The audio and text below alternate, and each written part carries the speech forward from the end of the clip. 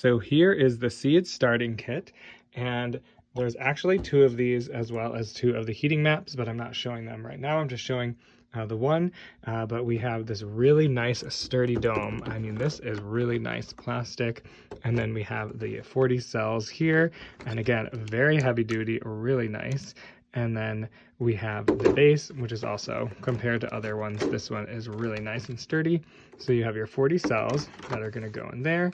And then basically we have our little tools here. So just for this example, I'm using a really gritty mix, but I'm going to see if I can use the shovel here and demonstrate how we can just fill in one of those.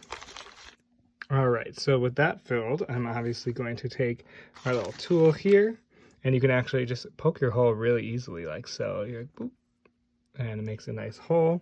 And then I'm going to grab my seed here and put some of my seeds in there. There we go. And then there's another one. We could just flatten that in. And then we can obviously use our spray bottle here that I filled up and give it just a little bit of water to start. And then you can also, we have this moisture meter. So it's going to measure light. So if you cover it up, you can see it measures light on the top from right here. And then you have it set to light, and then you can set it to pH and also moisture.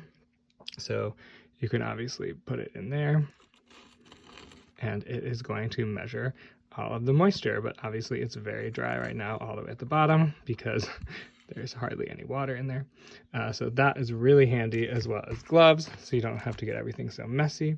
Now that we have the seed and everything's ready to go, we will place this on top. Very easy. And then these guys just fit right on the top like so. Just kind of press in.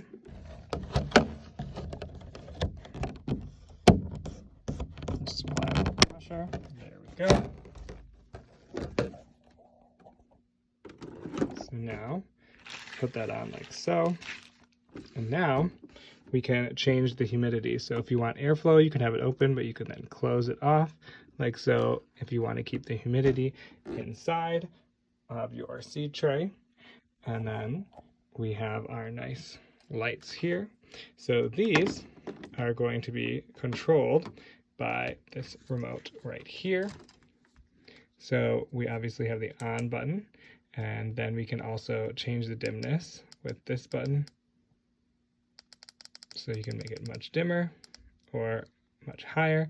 You can switch it. So we have blue light, red light, and both. And there's a timer. So you can set it to a 3-hour timer. You can set it to a 9-hour timer. And then you can set it to 12 hours or have it just always on. So the power button's going to turn it on and off. So, and then these will just pop right in. There we go. So they're in place. And then there's the other pair. We'll just push it in. And there we go. And so the only thing is that the other two are also connected to the same, so you can have the other seed tray, obviously, hopefully nearby.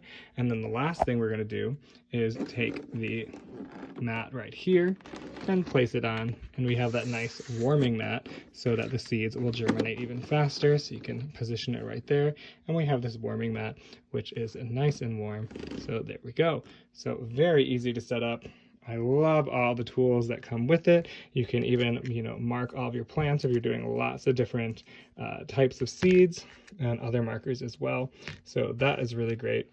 And there you go. Very simple to set up.